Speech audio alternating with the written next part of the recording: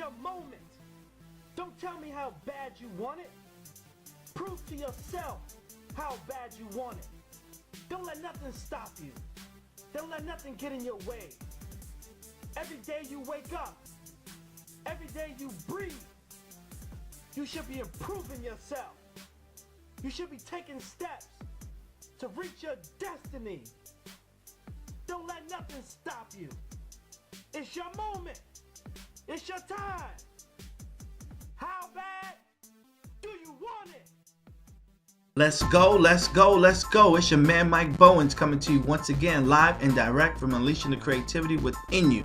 I got another powerful message for you right now. This message is entitled, Why Most Relationships Fail. Why most relationships fail. And I'm going to tell you why. The number one reason, you may say, arguing, lack of communication, money issues, lack of sexual intimacy, can't trust each other. At the base of all of that is selfishness. Selfishness is at the base of you can't trust somebody, because you would be able to trust somebody if they weren't selfish. Because when you're selfish, when you're selfless, you're gonna give yourself away. When you're selfish, you keep and you hold back. So that means you're not giving love. You're not giving forgiveness. You're not giving of your time. You're not giving of your finance. You're not giving of yourself in any way possible because you're selfish. And when you're selfish, you don't care about anybody else. But when you're selfless, you give of your finance. You give of your time. You give of your love. Everything about you is giving. See, that's how God is. For God so loved the world that he gave his only begotten son. Right? And so that's how we got to be in a relationship. We got to constantly be giving. And I hear some people in my head right now, Mike, I'm always giving. But he don't ever give to me. Two things you got to do ASAP. You got to sit down and have a meeting, have a powwow, and explain to him that you would like for him to be more giving to you, right? Because you're a human being and you have needs too. And then secondly, you gotta keep on giving of yourself in that relationship, because you gotta come from a pure place. If you're only doing it so that he can give to you, then you're gonna quit. You're gonna throw in this towel. Or you're only doing it so that she can give to you, you're gonna quit. Because if you're doing it just so that the person can do something nice for you, then you're missing it. It has to come from a pure place. That I'm doing this out of love. I'm doing this because I care about you, not because I want you to do something for me. And when you do that, it becomes natural. It's not like you're looking for anything back. It's because I love you, and it flows out of you. It flows out of you. It flows out of you. And so most relationships fail because of selfishness.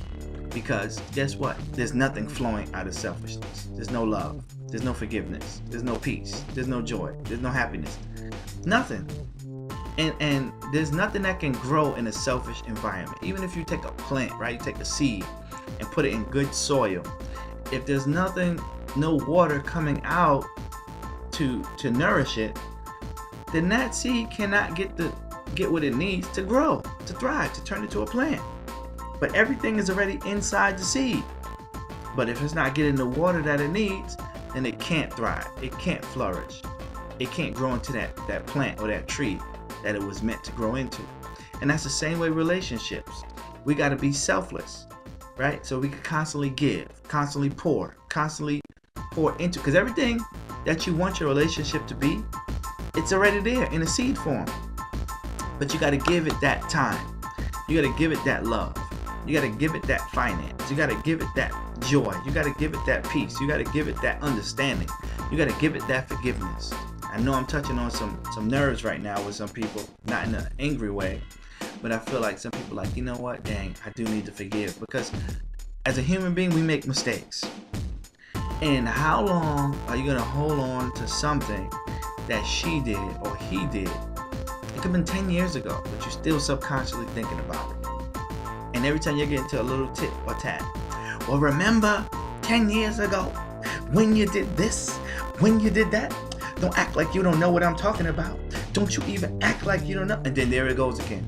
Then he shuts down, or she shuts down, and he's like, I can't do this. I'm not saying nothing to you no more. Oh, she's like, I can't do this, because every time something happens, you're throwing this up in my face again. I thought you said you forgave me. So when you said you forgave someone, do you keep bringing it up again and again and again? Or do you let it go? Do you let it go? No, most people don't. Most people don't. No, I can't trust you. I can't deal with you. I wash my hands with you. Wash my hands with you. That's not forgiveness. That's not love. I'm talking about agape love that God has for us. And people are like, what? Agape? Agape who? I don't know no agape. I'm saying that that's what you have to develop when you're in a relationship, because there's moments where you feel like you on the top of the mountains with each other. Ooh, that's my baby. I love her. And there's going to be moments when you may feel like, I really don't want to be around you right now. Let's keep it 100. But that's not an excuse to throw away the relationship. That's not an excuse to defensively put up a wall and block them out. Because in a relationship, two must become one.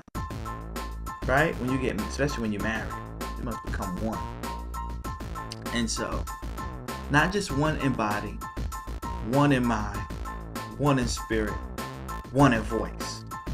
And when you become that way, even in the book of Genesis, it said that God had to come down and confuse the people's languages, give them different languages, because they're going to build the Tower of Babel all the way up to heaven. And he said this would not be impossible for them, because they all have one language. And if you have one mind and one language, any relationship can get better. But the problem is, when you have selfishness, you have one person thinking and saying one thing, and you have another person thinking and saying another thing. But when you can take the two and they think the same, speak the same, you're going to get better and greater results. That relationship is going to thrive. And so that also leads me to my next point. It doesn't matter what your financial condition is as a couple. If you think the same and speak the same language according to God's word, you could come out of debt. You can get your dream house. You can get your bodies together. You can get your business going. Right? As long as you think the same and speak the same language according to God's word. Right? I don't care if you're sleeping in the basement and the other person's sleeping in the attic right now. But if both of you were to humble yourself and be selfless and forgive and let down your guard, then you'd be in the bedroom happy, toes touching, rubbing once again, listening to that Luther. Luther, a chair is not a chair. Boom, boom, boom, boom, boom, boom, boom, boom, boom, boom. That's what it will be.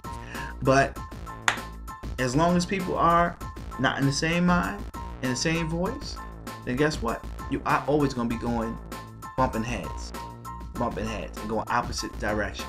But it doesn't have to be. Somebody has to humble themselves. Somebody has to be selfless instead of selfish. So if you want your relationship to thrive, be selfless and not selfish, because that is the reason why most relationships fail. This is your man, Mike Bowens, and I'm signing off until next time. I'm saying, be blessed.